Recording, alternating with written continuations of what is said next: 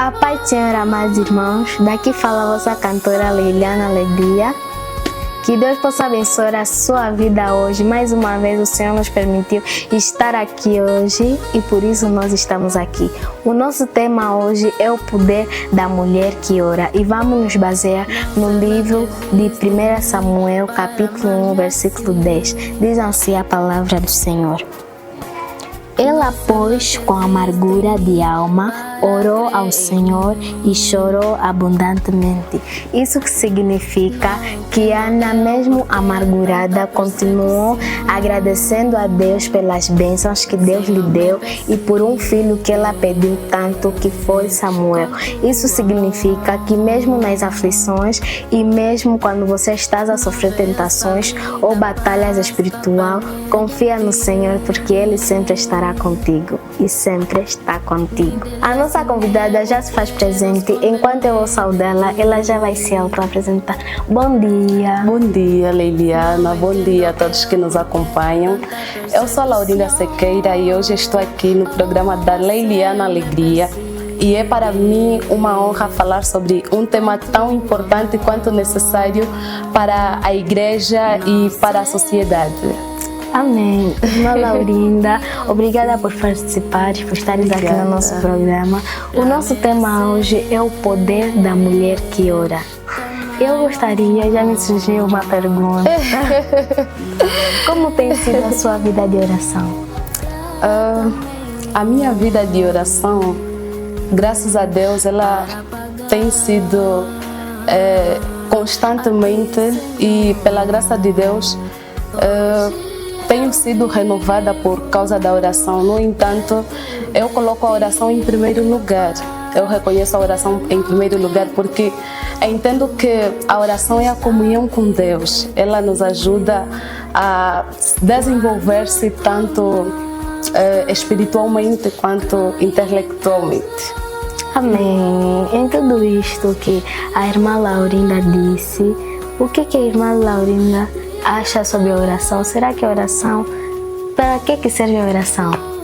Olha, eu acho a oração muito importante porque uma mulher até pode ser bonita, pode ser inteligente, uma mulher pode ser rica, pode ser admirada por muitos, mas se não tiver uma comunhão com Deus, ela torna-se vazia espiritualmente. E uma mulher de oração, ela pode não ter carro, pode não ter luxo, pode não ter a melhor casa, pode não viver no melhor lugar possível, mas se tiver uma comunhão com Deus, ela tem tudo.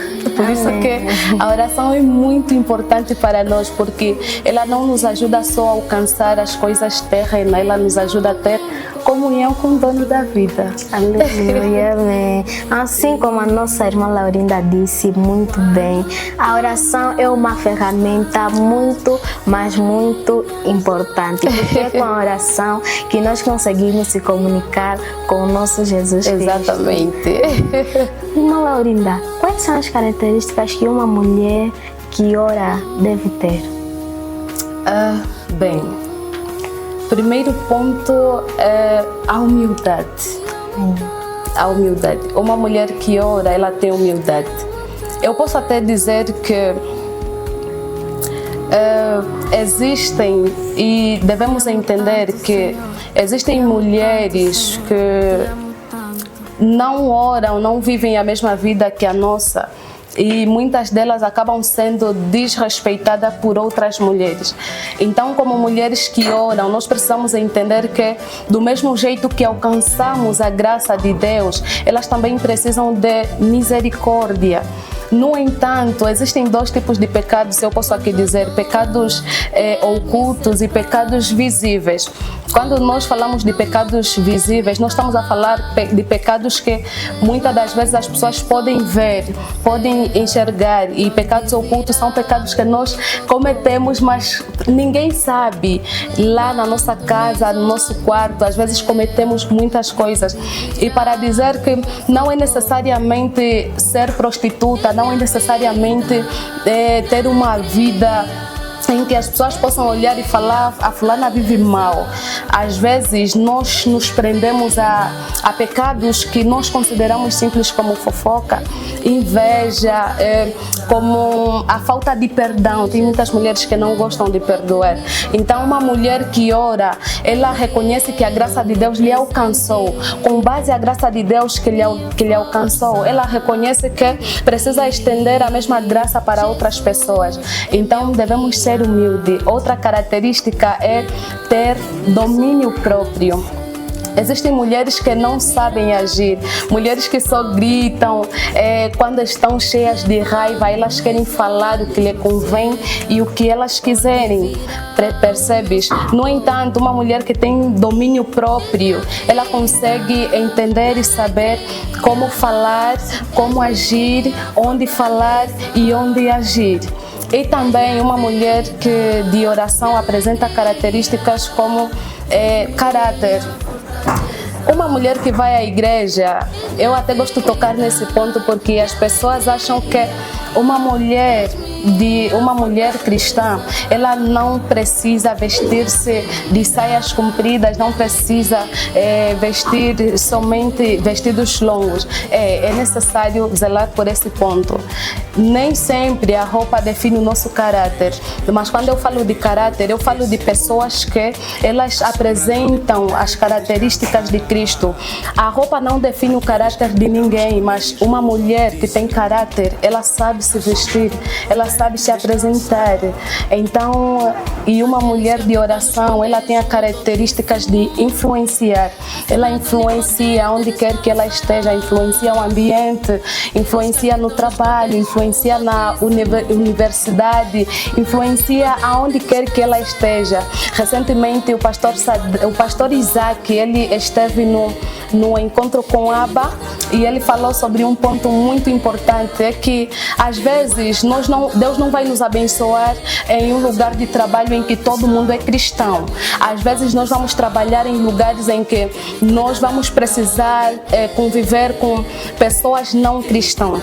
No entanto, o pastor Isaac, ele tocou num ponto muito importante. Às vezes nós chegamos no trabalho e encontramos os nossos colegas a conversarem: ontem eu fui na festa, eu fiz, desfiz, eu ontem eu estava com 2 a 3 mulheres, eu ontem agi desse jeito. Mas nós precisamos influenciar aquele ambiente e não simplesmente fugindo, mas nós precisamos também dizer para ele que tudo bem, ontem você estava aqui, mas ontem nós também estávamos no culto e o culto foi maravilhosamente bom. A graça de Deus fez isso, Deus fez, Deus falou, e é desse jeito que nós precisamos influenciar, porque muitas pessoas são empresárias e às vezes não vão precisar contratar simplesmente pessoas cristãs, vão contratar não cristãos, e outras pessoas vão trabalhar em áreas distantes, vão precisar subir num táxi onde o motorista não é cristão, vão precisar ir numa casa em que o pessoal lá não são cristãos. Então nós precisamos entender que nós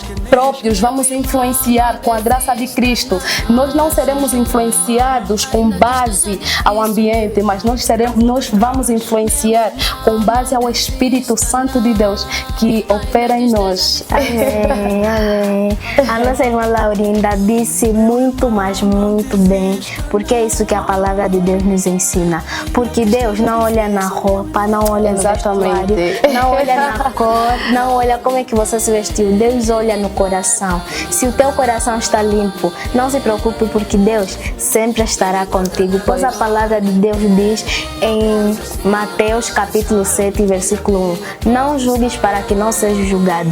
Então nós não devemos fazer o mal, porque se nós fazemos o mal para o outro, ele também vai querer nos retribuir o mal. Então nós devemos fazer sempre o bem. O Senhor sempre estará conosco dentro das nossas vidas. Amém?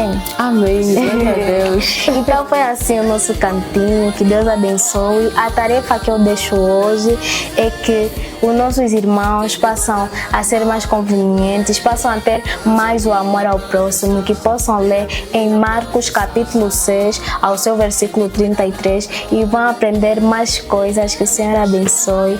Foi assim o nosso cantinho hoje. Tchau, tchau. Tchau, obrigada.